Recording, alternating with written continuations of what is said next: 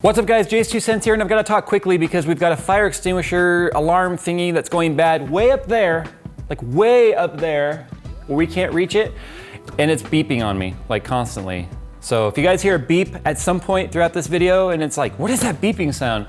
I sincerely apologize. We've called maintenance, they're slow, and we've got work to do. So yeah, let's do it. Now you guys have probably heard by now, obviously, that Ryzen 3 has launched, and I've said publicly many times that this is the chip series that I have been most excited for, because this is going to replace the entry cost point for gamers, especially those that are currently stuck on the FX platform, and this is going to offer you some seriously increased performance. Well, without really costing any more money. So what we have right here is the Ryzen.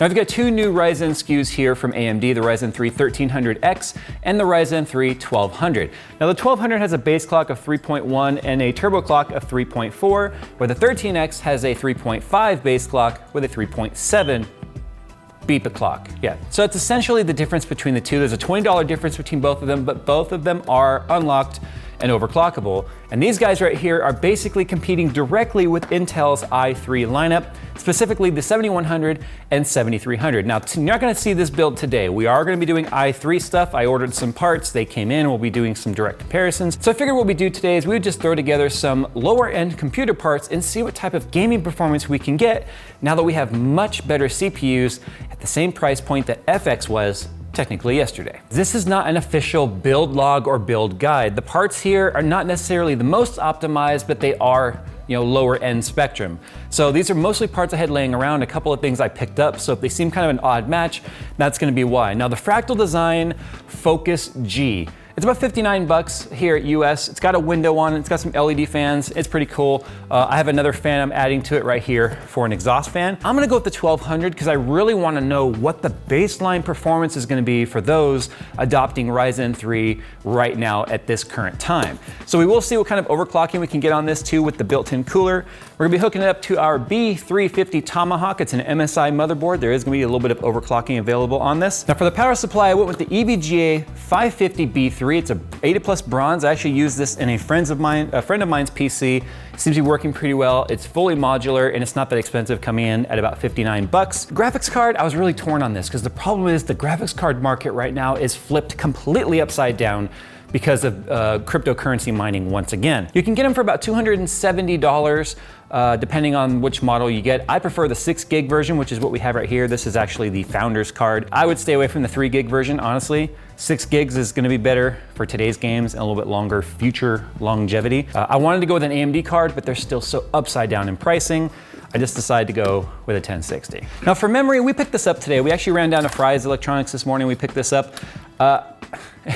It's Pacific Sun memory. I've never heard of it. I don't even know if it's gonna work with Ryzen. We're gonna try it out. It's DDR4, it's 2 4GB sticks.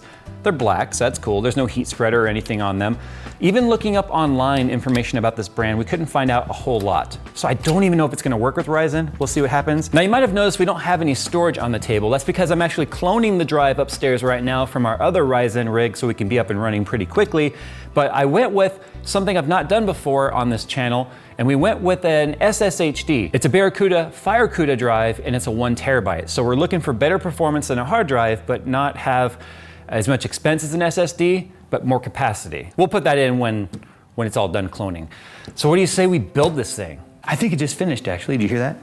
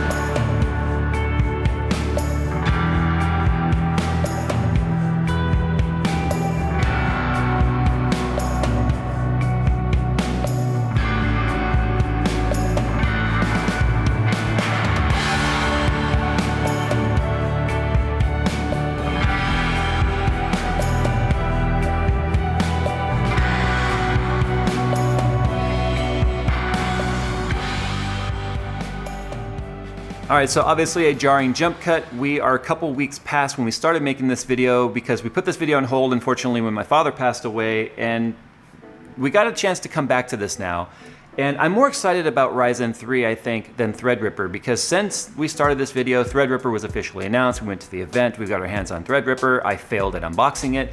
But here we are now talking about Ryzen 3 again, because honestly, I'm more excited about this lineup than I am Threadripper right now, because this is obtainable by more people. It's got an amazing entry cost of about $109 for this 1200, which we currently have in there right now.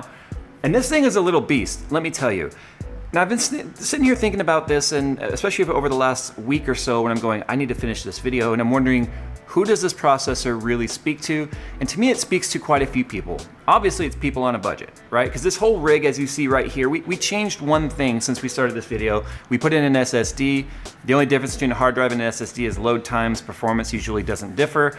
But this whole rig can be had for about $800, including the SSD, or about $700 with a hard drive. So that is an amazing price point given what you actually get for your money. I mean, we've got Heaven right here running in the 80 FPS range. Temperatures are staying pretty cool. This is a GTX 1060. On Instagram, some folks thought I put a 1080 or 1070 in there. I think that would be imbalanced. This is a 1060. And we spent minimal amount of money on the chassis or the cooling. That's the stock cooler on here. And this chip is overclocked to 3.8 gigahertz. You're getting a massive value with the parts that are in here right now. Now, you can get some pretty amazing gaming performance. I mean, most games are staying well above 60 FPS, and usually the only thing holding you back at this point is gonna be the GPU, not the CPU. Although I wanna point out there was a couple of times when we actually saw 100% CPU usage, but the GPU usage still stayed at 99%. Typically, if you see the CPU pegged like that, you'll notice usage of the GPU drop down, indicating that there is indeed some sort of a hardware bottleneck there when it comes to the CPU. But that didn't happen here. We saw the CPU get up in the mid 90s and, like I said, even 100%, and the GPU still stayed at 99% usage. So we're still good there. But you know, it's one of those things where, again, it depends on the title itself. We've got 4 cores in here. And so some titles are gonna definitely want more threads because of rendering large worlds and stuff like that. So you've got to kind of balance it out based on the type of games you play, or dial back your settings or your draw distances and things like that to try and offload some of that load on the CPU. But again, for $109, you're gonna be hard pressed to find a better value, especially when just a few months ago, or just a couple weeks ago actually, that's what the AMD FX processors were costing, and you're getting so much more performance out of this little guy than even something like an 8350 from the FX series, 6 years ago. What I'm really impressed with though is the temperatures, to be honest with you, because even with this overclock to 3.8 gigahertz, even running stress tests, AIDA64, Cinebench, we're seeing temperatures stay right around 58 C. Again, stock cooler. I didn't put the Wraith cooler or anything that's available on the market in here. This is the cooler that came with the chip for $109. So that is an amazing value. Now, the Ryzen 3 lineup to me really speaks to people who are looking at building an entry-level gaming PC and still want good performance. I think you're getting better than entry-level performance, honestly, if you ask me. All the testing we did here was with settings at, high.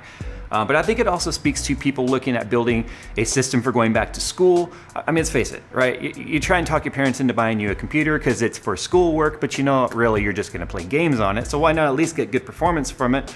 And it's easier to talk your parents into a $700 or $800 PC than it is talking them into a $1,500 or $2,000 PC. I think they'll see right through that one. It's not for school. But it's also capable of taking on professional workflow very similar to an i5 would when it comes to things like Premiere. Now, having more threads would help, but 4 threads running at 3.8 gigahertz is definitely gonna chug through your video footage if you wanna start doing some rendering or making your own videos. Live streaming, not as much. You're gonna need more horsepower for that, but you can get yourself something like a capture card like we did here, and that's how you saw the game footage that we had, and you can offload that onto another system or record that way, and then you can upload your game footage and not have to do live streaming if you don't want to. But again, the 1200 and the 1300X would have a harder time with live streaming.